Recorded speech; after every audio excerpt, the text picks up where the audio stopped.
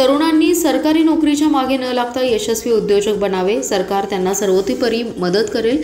देशातील आणि राज्यातील बेरोजगारी संपवायची असेल आणि देश श्रीमंत करायचा असेल तर व्यवसाय आणि उद्योग वाढवण्याशिवाय पर्याय नसल्याचे प्रतिपादन जिल्ह्याचे पालकमंत्री चंद्रकांत दादा पाटील यांनी केले।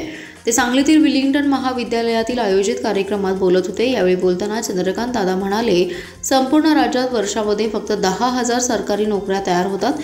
या सरकारी नोकरीसाठी 10%, 15% यांसह इतर आरक्षण मिळणाऱ्या समाजातील तरुण भांडतायत। या आरक्षणामुळे भांडणं लागली आहेत। ज्यांना आरक्षण नाही त्यांनी मग करायचं काय, असा प्रश्न उपस्थित करत बेरोजगारी संपवायची असेल तर देश श्रीमंत करायचा असेल तर त्याला व्यवसायाशिवाय पर्याय नाही, असं ते म्हणाले। ब्रिटिशांमुळे आम्हाला सरकारी नोकरीचं भूत डोक्यात शिरलंय। आई सुद्धा आपल्या मुलाला शिपाई म्हणून चिटकवा असं म्हणते। चिटकवा म्हणजे तो काय डिंक आहे का? प्रतिष्ठा जी सरकारी नोकरीला निर्माण झाली ती प्रतिष्ठा व्यवसाय आणि उद्योगाला तयार करावी लागेल।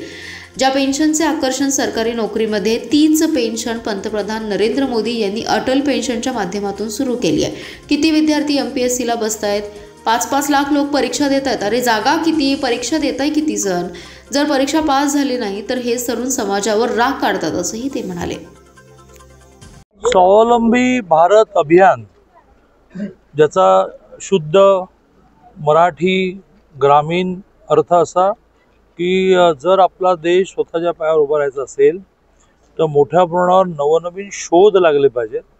त्या शोधाच्या आधारे काही प्रॉडक्ट निर्माण झालं पाहिजे आणि दुसऱ्या देशावर अवलंबून राहणं हे आपलं कमी होत गेलं पाहिजे।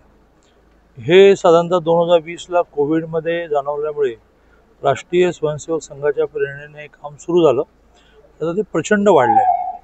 आज स्किल डेव्हलपमेंटमधून भारताचा विकास किंवा स्किल डेव्हलपमेंटमधून स्वतःचा विकास असं भाषण करण्यासाठी उदय निरगुडकर हे खूप मोठे पत्रकार आहेत, समीक्षक आहेत, विश्लेषक आहेत, ते आले होते।